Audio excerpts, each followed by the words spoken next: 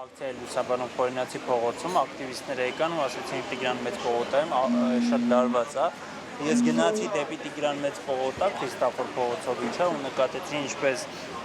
ձախ կողմում ոստիկանական շարժը կանգնած, դիմացը 6 հոգի ակտիվիստ, իսկ նրանց դիմացը ավելի շատ թվով քաղաքացիական հագուստով անձիկ ու երկու ստեկ քարեր էին շպրտում։ Ես նկարանեցի դեպքը, նկարանեցի նաև աջ կողմի քաղաքացիական հագուստով անձանց ու ընթացքում, քանի որ շատ լարված էր, մոտիկացա դեպի այդ աջ կողմի քաղաքացիական անձանց, իրանք ինձ ասեցին մոտեցի, այստեղ ավելի անվտանգ է։ Մտնելով իրանց շարքերը անդադ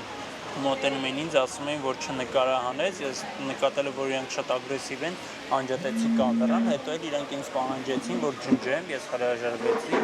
ավելի ուշ, երբ որ մենք հասանք բանկի, տեղակայված բանկի մոտ, իրանք ինձ շրջապատեցին ու ասացին, որ չիպը տամ իրանց, ես մի անգամից հրաժարվեցի, որից հետո իրանք ինձ վայր գցեցին ու ես հիշում եմ, որ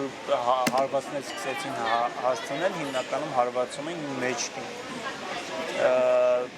Կարողացա կանգնել ու կարողացա իրան հետո համաձայնության եկանք, որ երբ որ ինձ հարվածում էին, իմ կամերան ընկել էր սումքի միջից, ես տեսա հետի հետո որ կանգնեցի, նկատեցի ակտիվիստ քաղաքացիական հագուստով անձանց մեկի ձեռքը, ասացի տուր ինձ կամերան, ես քեզ չիպը կտամ, կամերան տվեց, չիպը փոխանցեցի ու փորձեցի գնամ, էլի իրանք ինձ հետապնդում էին, ասում էին նայ այլ չերևաս այս ակցիաներին թե չէ քեզ էլի կծեծենք եւ այլն ու փորձեցի գնամ։ Ինձ թվում է, որ իրանք ոստիկաններ են, որտեղ իրանք լավ պատրաստված էին, իրանք ակտիվիստների դեմ էին քարեր նետում, որոնց այն նույն ակտիվիստների, որոնց ես հանդիպել եմ, իսկ իրանք երբեք չեմ տեսել։ Հետո իրանք ինձ սպառնացին, որ չգամ ակցիաներին, ոչ մի ակտիվիստ նման սպառնալիք չէր ուղղել ու չեմ կարծում, որ խելամիտ է, որ կուղի երբևէ լրագրողի։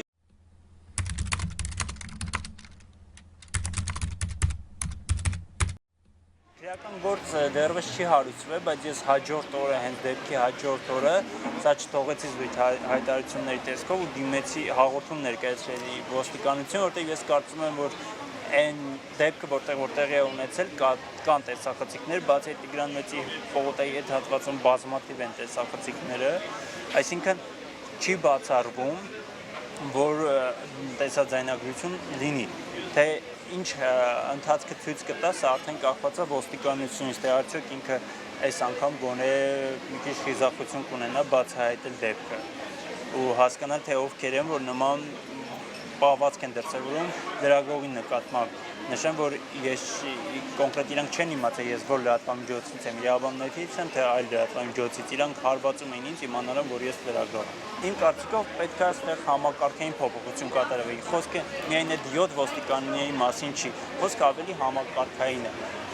Ինչքան մենք շատ ենք նման դեպքերը տեսնում, որտեղ իրանց հոգեբանությունը հակված է դեպի բռնություն ենթարկել։ Ես շատ լրագրողներ գիտեմ, ովքեր թեկուզ աշխատանքային իրավունքի խնդիրների շուրջ հասել են դատարան ու հաղթանակներ են ունեցել։ Սա կախված է լրագրողից, եթե ինքը սկզբանե մարտական է տրամադրված, ես կարծում եմ հաջողություններ կարձանագրի, բայց նաև կախված է իրավապահների գործունեությունից, եթե իրավապահները նպատակ ունեն կոծկել, այն ինչ որ տեղի է ունեցել, դրա դեպքում բռնության դեպքերը, ապա ինչ ուզում ես արա, ինչքան ուզում ես խոսի, ինչքան ուզում ես ասա իրավունք, օրենք, սահմանադրություն, բայց ոչինչ չի օգնի, որովհետև քո առջև բոլոր դռները փակվում են։ Ի վերջո նրանք պետք է այդ ամենը բացահայտեն, բայց իրենք դա չեն անում։ Իմ կարծիքով ամենաճիշտ տարբերակը ինչքան էլ լրագրողները չվստահեն իրավապահներին, բայց եթե իրենց նկատմամբ բռնություն է կիրառվել, իրանք դիմեն իրավական ճանապարհով խնդիրների լուծմանը։ Իմ խորհուրդն է դիմեն այդ ճանապարհին, հետո նոր իրանք իրենց եզրահանգումներ անեն։ Ի վերջո մենք լրագրողներ ենք ու եթե մենք ինքներս ուսանենք, կարող ենք բռնության դեպքերը վերհանել։ Այսինքն դժվար չի այլ եղանակներով փորձել խնդիրներ վերհանել, բայց առաջինը դիմել իրավապահներին, որպեսզի դրանք չորակվեն որպես անիմաստ հայտարարություններ։